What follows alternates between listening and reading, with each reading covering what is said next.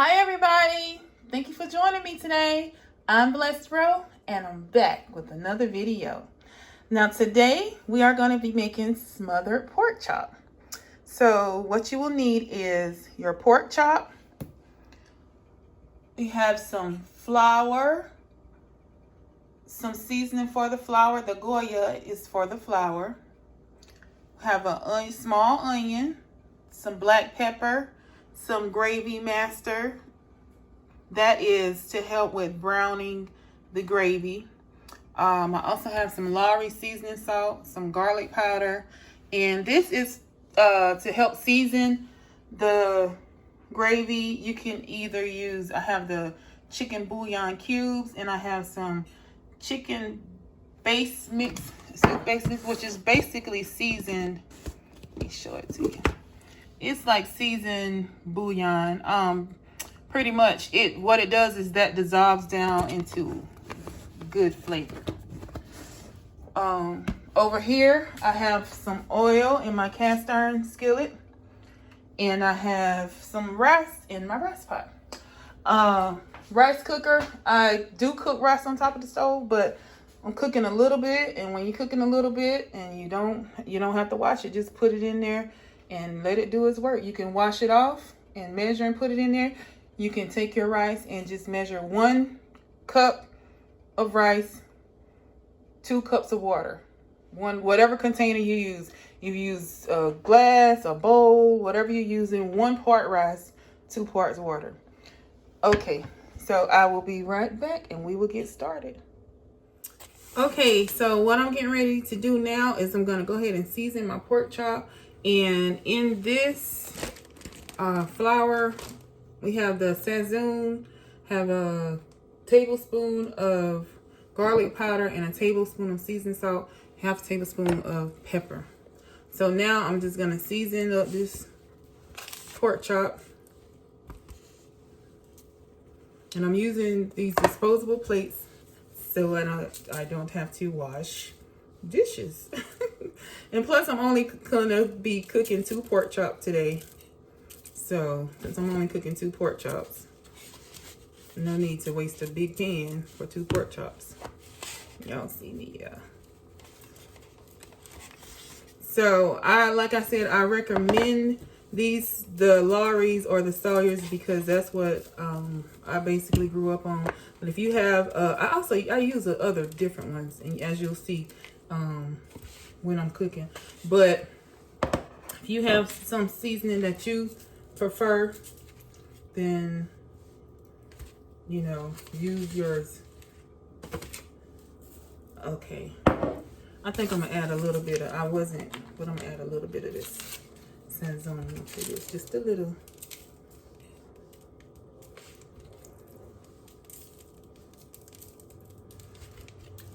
Okay, and then I got a wet hand and a dry hand.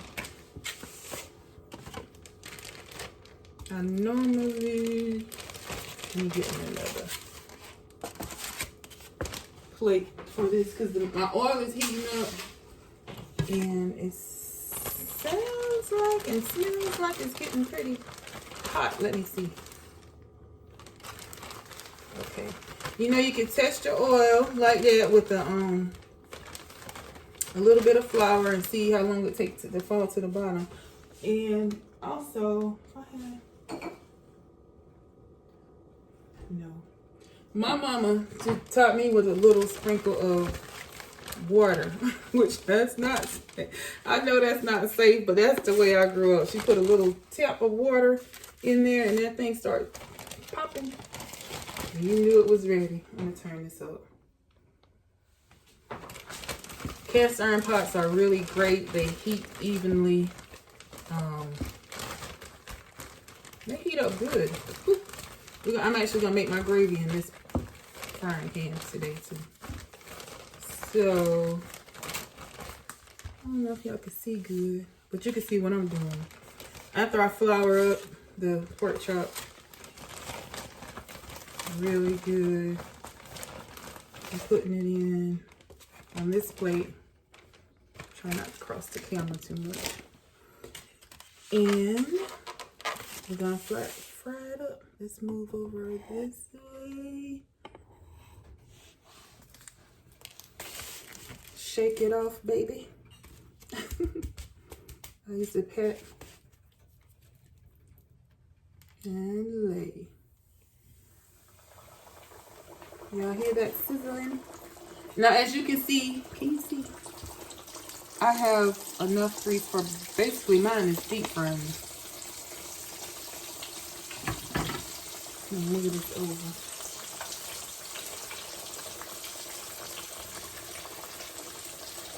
Lay. Using my knife, push it down. And we're frying. And I'm going to use that seasoned flour to help with my gravy. And I'm gonna give it a lot of flavor. So now what I'm getting ready to do is go wash my hands. Y'all see me getting this flour off. So I'm getting ready to wash my hands while this is frying, and I'm gonna cut up my onion to put in my gravy. I'll be right back. Okay, I'm back to chop my onion. You guys, you can leave the Goya off. It does give like an orange tint to the pork chop. Now, if you fry it on chicken, it will just make it like, it helps to get a pretty golden color. But since the pork chop is so thin, you can leave it off of the direct putting it on the pork chop, which is what I was gonna do, and just put it in the flour. Oops. But anyway, the pork chop is still frying, and I'm chopping up this onion. This onion looks like a bad little piece on top. Okay, we're gonna take that off. For a tip, I have, for cutting up onions, if you leave the root, which I've heard is, if you leave the root on, and I think it works, I don't know, I can't guarantee, but we'll say, you leave the root part attached, they say that it'll help keep it from burning as much. And also, we're putting it in the refrigerator, I heard that too, but, which I used to, but now I just go ahead and cook my onion. Okay, so I have my fork. I don't have a spoon rest, it broke. Anyway, what I do, this is another tip. Put aluminum foil on your stove. Another thing is, you know, when you're frying stuff, it's going to have a splatter. So you need to constantly wipe down your area. I have this over my eye because I don't want grease to get on my eye when I'm frying. So that was just a couple of tips for when you're frying, because if you don't, you're going to have that splatter just from the grease. And I'll tell y'all this, I have worn my eyeglasses. This is, if you have eyeglasses wearing, when I'm frying stuff, and then when I finish cooking it, I have splatter on my eyeglasses, and I'm pretty tall. So yeah, I probably need to wear them all the time when I'm frying stuff. But anyway, because this is a gravy, I just cut the onion in half. This is a small onion, and we're just gonna cut it like this. Now, if you prefer your onion to be, let me put this, turn this down. If you prefer your onion to be sliced differently than this when you're making your gravy, then you know. But this is what I use for gravies, a sliced onion. I used to use chopped onions, which it don't really matter because you're gonna eat it anyway. But anyhow, sliced onion.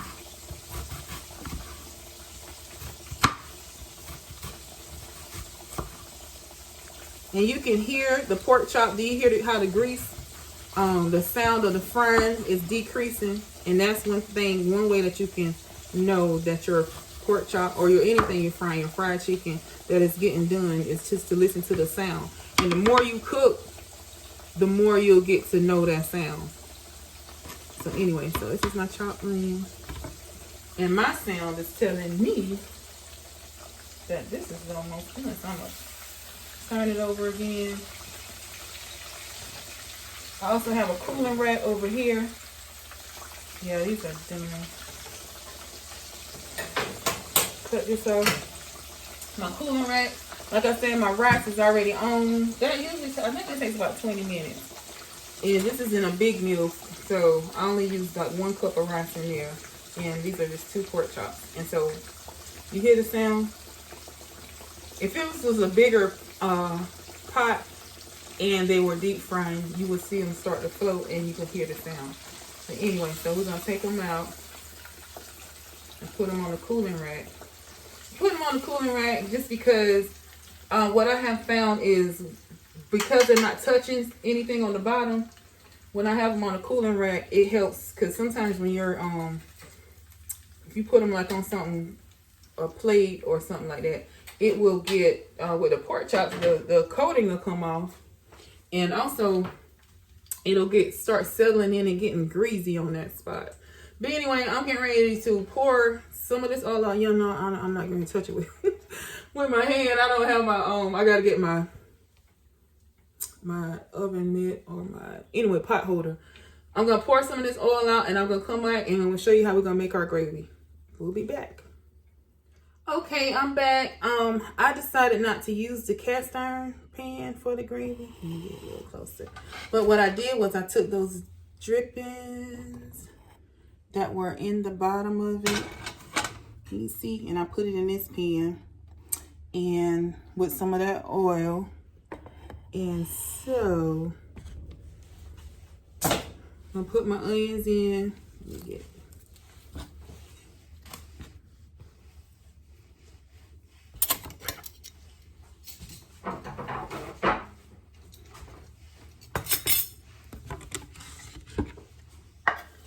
This is how my mama taught me to make gravy. And this is how I make it with my gravy. So, let me see if we can get a little closer. Yep. I need to put some aluminum foil over that. I see a little bit of grease on it, y'all. That helps me. I use a lot of aluminum foil. But, wiping stuff down, that helps make for a good, easy cleanup. Keep your stuff looking good longer. Need to get some more of these for this. I had some. But you ever had these little covers and then you go turn your stove on and forget it's up there? I have done that. And then it'll end up burning and I like, what's that smell? What's that smell? And I turn around and the thing is all burning up. So anyway, that's what that happens. But anyway, so put my onions in like my mama taught me. And I brown my onions. I didn't even put my lap. I'm gonna get some water for my gravy.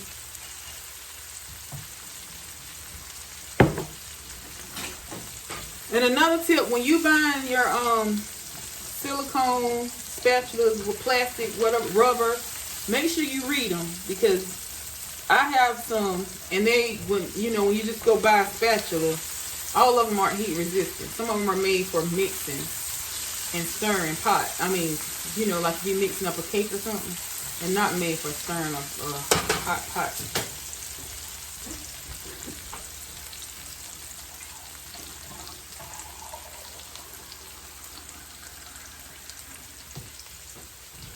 I know I have enough water in there.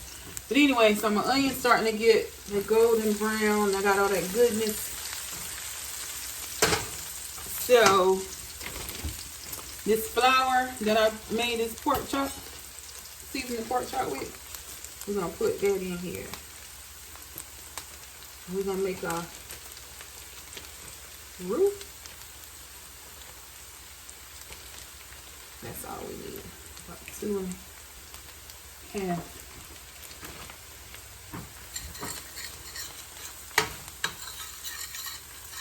And this is how I've been making gravy since I was so young. And actually, and I might not use it. I didn't used to use the Gravy Master or kitchen bouquet. None of that stuff. I didn't use that for my gravy when I was young and growing up.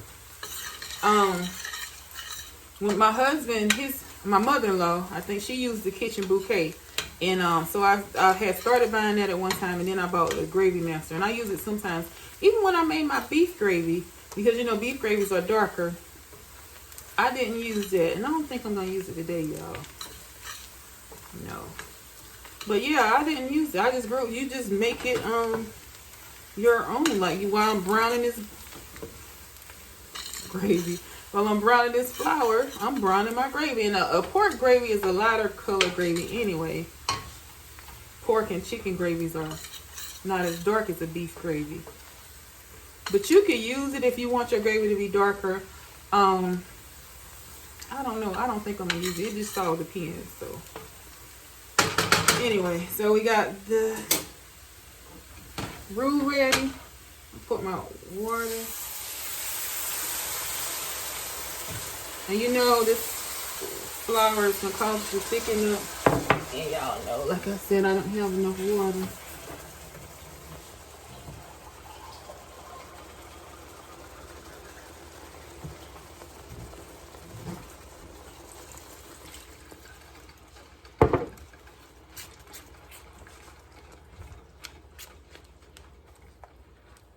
Mix that in. And this is not going to be lumpy. Can y'all see?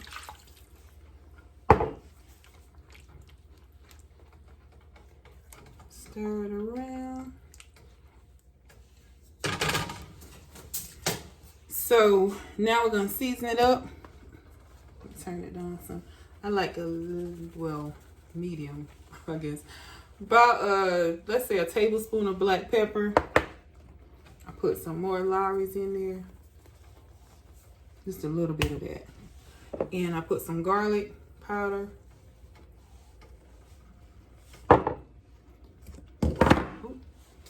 And like I said, you can use your chicken bouillon cube. I'm going to use some of this. 1, 2. And y'all know another thing that you could season, which we didn't do. Of course, I didn't do it when I was growing up, but those little noodle packs, ramen noodle packs. I think the pork one I don't buy it, but I do buy the ramen noodles, but I hadn't bought the pork flavor in a long time. But the chicken flavor and the beef flavor, they have good little flavors. And I think if you don't have if you do not have bouillon, I think those will do good on seasoning up some gravy. Anything with some flavor. Now, when I was growing up too, we didn't use bouillon.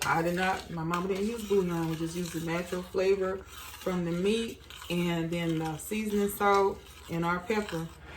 And we made gravy. At my house, when I was little, we ate a lot of rice and a lot of gravy. Rice and gravy.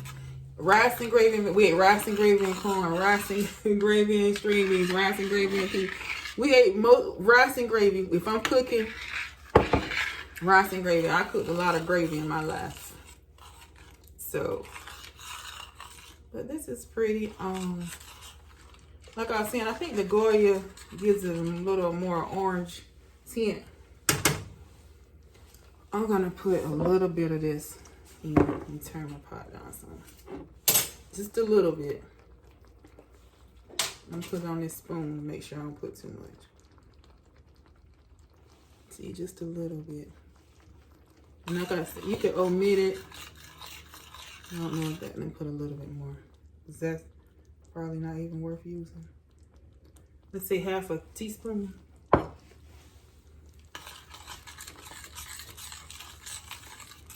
Yeah. So what you do at this point, what we would do is put our pork chop in.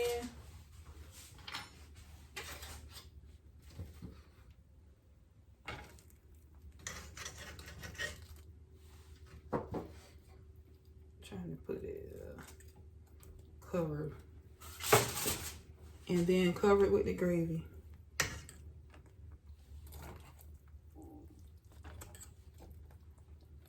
Cook it down so it's smothered in gravy.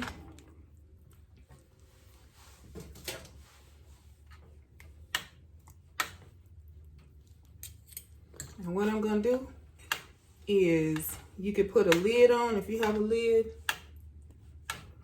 I'm not getting ready to search for a lid because I didn't take the lid out when I took the pot out.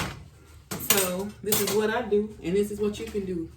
Get you some aluminum foil. See that little bubbling? See that?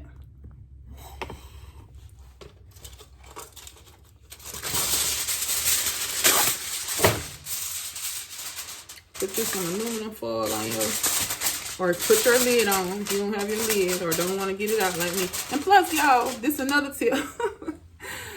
I don't have to wash a lid. If I don't use, a lid not used is a lid you don't have to wash. So I can throw this aluminum foil away.